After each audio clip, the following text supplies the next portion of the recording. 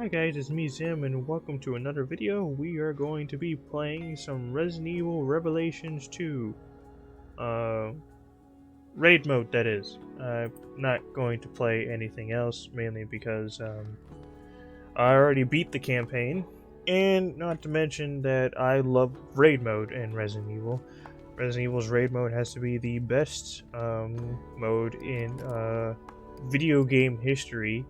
And you're probably wondering what the heck raid mode is. Well, raid mode is basically COD Zombies, but if it was an RPG standpoint and you had an objective, it was to kill all the enemies, get in, get out kind of ordeal. And there's varying different types of enemies.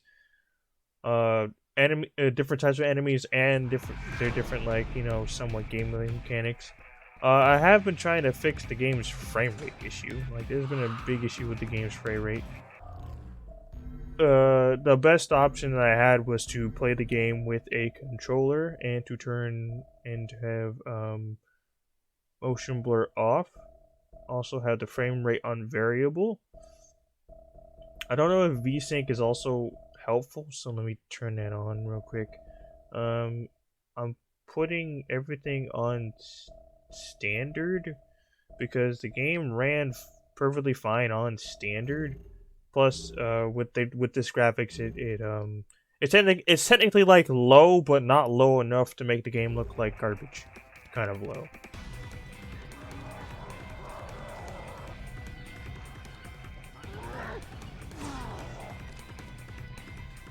I don't recall. Yeah, that's how you do this guy.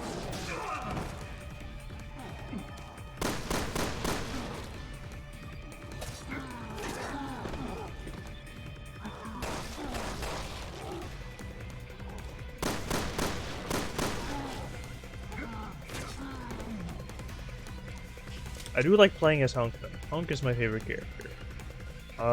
If you build him properly, he becomes a force to be reckoned with. I think I should probably turn VSync off. VSync is off. Okay, yep. VSync can sometimes be an issue. That's one thing that I think people on the forums have said, that VSync is a big problem in this game.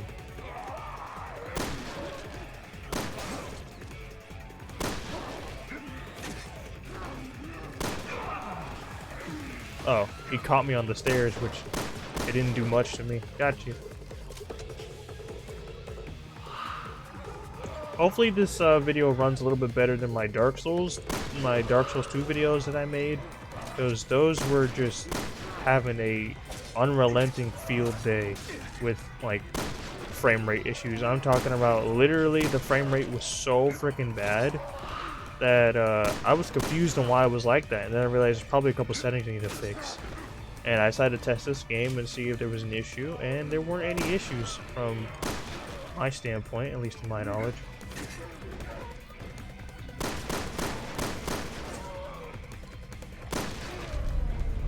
Plus, I did get a graphics driver update, so that shouldn't be an issue with the graphics at all.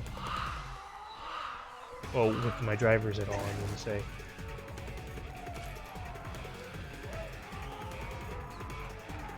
Wait for these guys to come down. I need your head pustule as a booby trap, so you die. I need yours too. Come over here.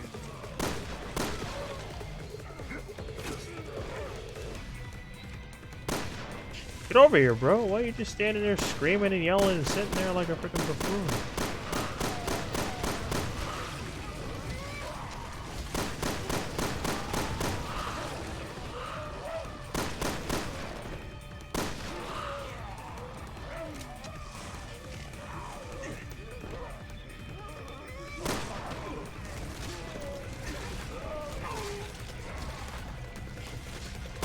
Well, my booby trap didn't work that well.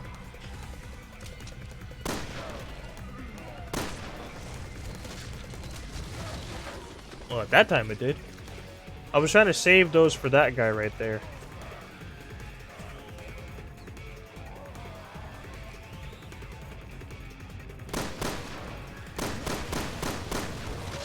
course he's gonna pull the I'm just gonna stand here and start screaming and yelling ordeal. Get over here, buddy. I don't have time to sit here.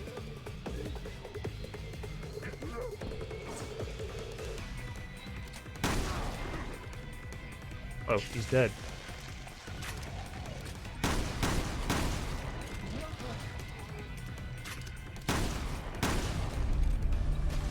I got the next key. Just triggered that.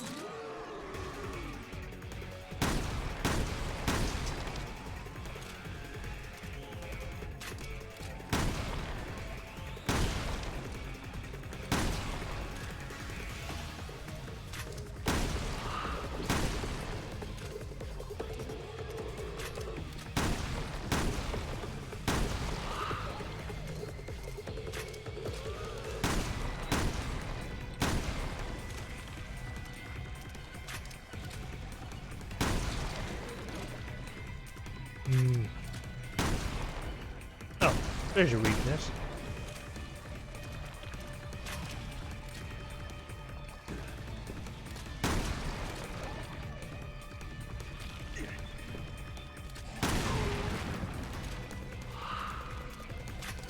I knew that would happen. Those guys are annoying, to be honest. Especially considering the fact that they are always covered in fire, and they do so much damage for no reason.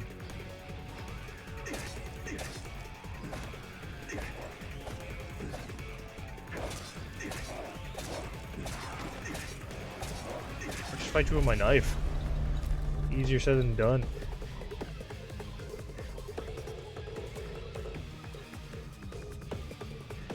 Now, raid mode did come back in Resident Evil 8. I'm happy that they did bring it back, because raid mode, as I said, my favorite game mode out of the Resident Evil franchise.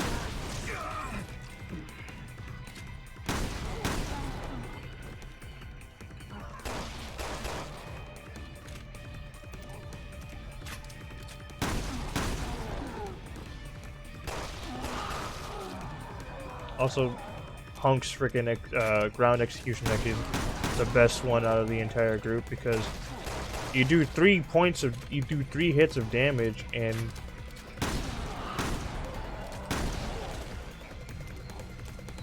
have the chance of instantly killing anybody you hit it with.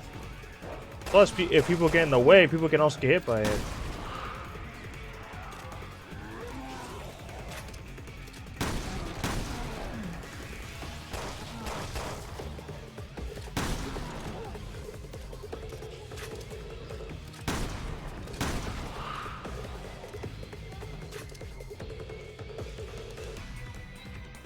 Another doggo coming in. That's the exit, so we're not leaving yet.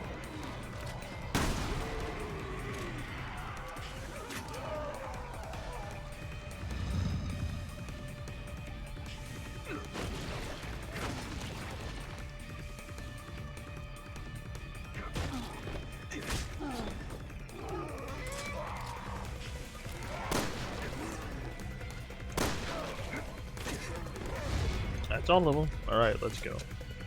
I'm used to killing all of them, mainly because not only gives you extra XP for this mission itself, but any actual missions, you need to get all medals. To get all medals, you need to complete the mission as the required level, or below that required level.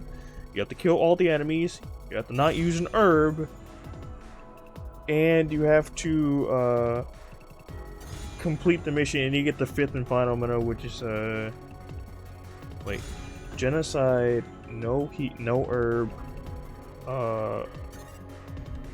as the level, and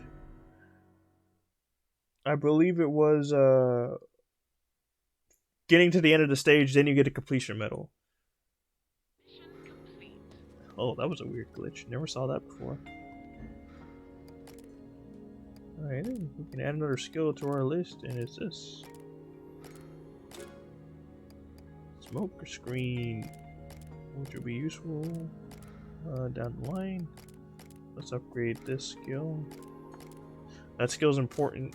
That's Hung's cloak skill. That allows him to go invis whenever he needs to. And we've unlocked some extra perks here and there. Okay, so now we're gonna try some of the main missions. How far have I gotten? I've only got it up to there. Okay. So as you can see, the reason why originally the medals won't be there. Like, as you can see, the medals will not be there if you haven't done the missions, but since I've done it before, if you've done it on another character, they will be grayed out. That means you've gotten these medals before as a previous character. If they are gold, that means you've gotten them for the character you're playing as now.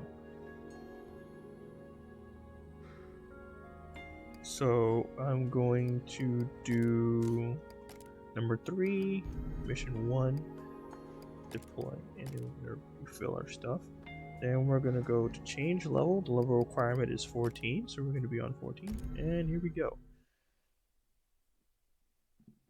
So yeah, this raid mode is completely different from Resident Evil Revelations 1's raid mode. Raid mode in Revelations 1 was a lot simpler, but had different mechanics altogether. One thing's for sure, you couldn't like sprint. You automatically ran in the game, and there was no manual dodge button. The dodge was, well, there was a manual dodge button, but it was timing based. So you had to get used to the timing in Resident Evil Revelations 1 in order to dodge. It was basically just move the stick before the attack happened, basically. And on the 3DS, it was you had to press a specific button in order to prevent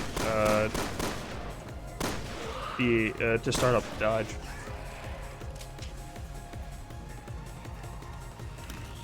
Check out these records, see what we get.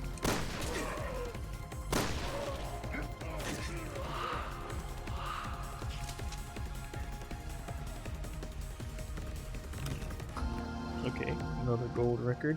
The records go from black to, I believe, just pulled a purebred Russian right there. Whipped out the AK and just started unloading.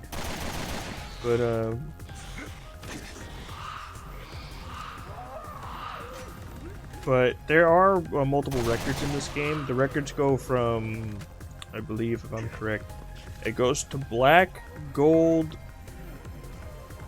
I don't know what comes first after gold. It was either green or blue, but I know red is after one of those two.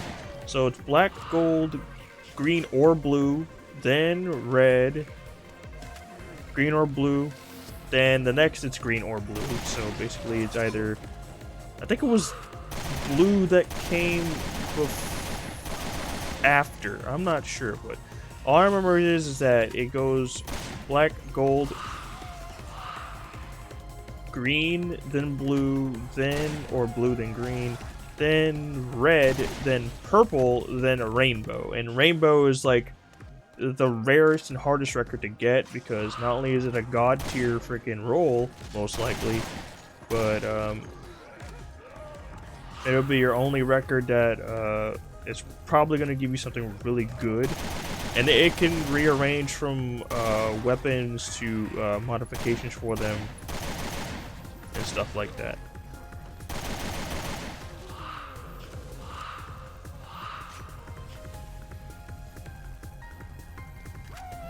So the difference between all the records is that black records are stock weaponry. Gold records are records that have... Gold records are records that have, if I'm correct, like half a star of, like, you know, a specialty. Basically, they either have a specialty or they don't. But what they don't make up for a specialty is their stats, which is damage and all that stuff, and how many slots they can have mods in.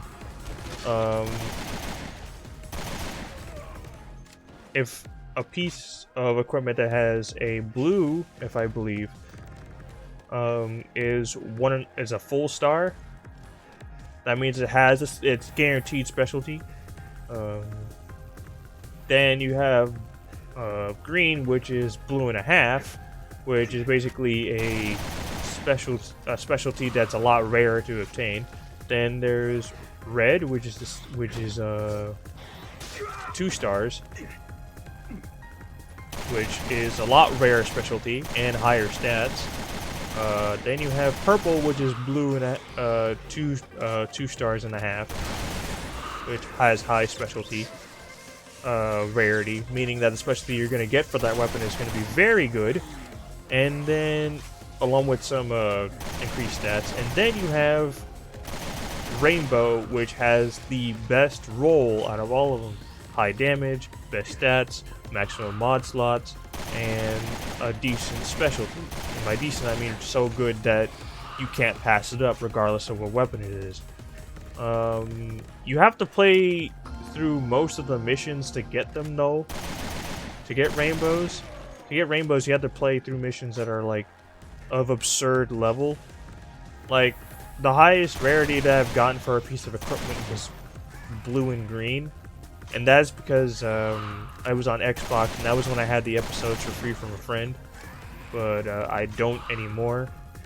And I just resorted to playing the game on PC instead, because the game itself was $5, but the episodes are like a little bit cheap, like $1 to $2 each. And if you want to get all the episodes along with the game and some DLC characters like Wesker and Hunk, it's gonna run you $20, which in my opinion is not that bad. You're getting 4 episodes, well, 3 extra episodes. No, actually, no, incorrect. You're getting the base game, which is episode 1. You're getting episode 2, 3, and 4 for a reasonable price if you want to buy them separately. If you don't want the DLC, the other small DLCs along with skins. You're getting also 2 bonus episodes that would also count up to a few more hours of gameplay, depending if you're a speedrunner or not. And in my opinion, I think that's actually kind of cool that they did that. Mainly because, I mean, yeah, Resident Evil Revelations 1 and 2 are basically like B-tier Resident Evil games. But in my opinion, at least it's not freaking Resident Evil Operation Raccoon City and Resident Evil Umbrella Corps, because those 2 games, in my opinion, were the worst Resident Evils. Yeah, okay, so we have the Clear Medallion, that's one. The Challenge Medallion, a clear the mission below or the recommended level. Don't use an herb. Kill all the enemies, and there's a completion medal. That's how you do it. That's how you get all 5 medals. But yeah, in my opinion, Resident Evil Operation Raccoon City was the worst, along with Resident Evil Umbrella Corp were the worst Resident Evil games in my opinion, mainly because it just did not feel like a Resident Evil game. Not to mention that the game felt very, very, you know, it felt like it was supposed to take inspiration from the Left 4 Dead series, but in short, it didn't get far. Oh, okay, there's some new weapons. I can buy them. I got plenty of cash. But it's supposed to take inspiration from, and there's a Magnum I can get now. Cool, heck yeah. Do I want a sniper or a Magnum? Magnum, because I have an assault rifle. Snipers are actually really good. I might replace my sniper with it. But yeah, Resident Evil, all the Resi games, when people say that Resident Evil like 8 isn't great, or Resident Evil 5 and 6 weren't great back then, tell them to go look at Umbrella Corps, RE-verse, and freaking Resident Evil Operation Raccoon City. Those games were garbage in my opinion. and and if you guys think otherwise, then that's you. I apologize for making you upset, but it's my opinion. It kind of really isn't a good game, to be honest, because destroy the weapon so I can get the parts back. Because the game just literally has like no value. I did play Raccoon City once. It wasn't that fun, in my opinion, solely because I didn't have. It was during the time I didn't have Xbox Live, and this was the demo of the game, and to be honest, the game just felt very boring and slow. So I decided to say, screw it, I'm just gonna play Resident Evil the way I wanted to. Just, you know, freaking the other games, like Resident Evil freaking Revelations and all that. I love the Revelation series, as I said before, because the Revelation series has a ton, and I mean a ton of cool stuff you can do. Beginning the campaigns get you extra skins, which makes it so that you can add some extra flair to the characters you're going to play. Gonna increase the magazine size, increase the fire rate. Reload speed I'm not gonna need to increase, because reload speed's actually decently fast. I'm gonna put vampire on here. Yeah, what I'm doing is basically just modifying weapons. Certain mods cannot be put on certain weapons. For example, you can't put a freaking like, you literally can't put a, if I'm correct, you can't put a charge mod on a shotgun. You can't put a freaking what was it, a charge mod on a sniper rifle, if I'm correct, because that'll make it way too powerful. And you can't put a charge mod on a Magnum and stuff like that. Yeah, see, certain charge mods can't be put on. Oh no, so charge mod B is used for pistols, shotguns, and snipers, while charge mod A it's only for pistols and rifles.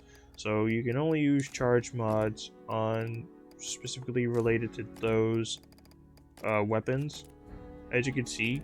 And some mods can't be even used at all with certain weapons. Like, for example, freaking this one, Focus. It's only reserved for shotguns, which is understandable, because you're like decreasing the spread count, which makes it so that all the condensed rounds do more damage at the cost of, you know, hitting multiple targets. So here's a Magnum, this, and then we're gonna put a capacity on. I'm gonna put a fire rate. Then we're gonna put a quick load, and then we're gonna put a vampire. I usually go with this setup because I like getting health back from enemies. It's pretty easy, and not only that, I don't have to worry about having to use an herb. It's there. Magnum goes below that. Rifle goes left. Shotgun goes right.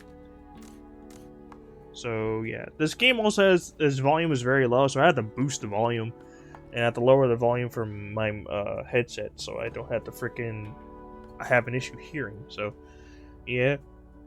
So that's all the time I have for this episode. I know I didn't talk much, but that was because I was busy concentrating. I will probably do more videos of this game soon. Please note that I literally freaking am just pumping out videos because I need to pump out videos for you guys' entertainment. Also, not only that, if you guys like the video, please give it a like. If you want to see more, comment. And if you like my channel and you want to see more of this content later on down the line, you can subscribe for free. As I said, it's free, and you can change your mind later at any point. I'll see you guys next time, and I hope you enjoyed.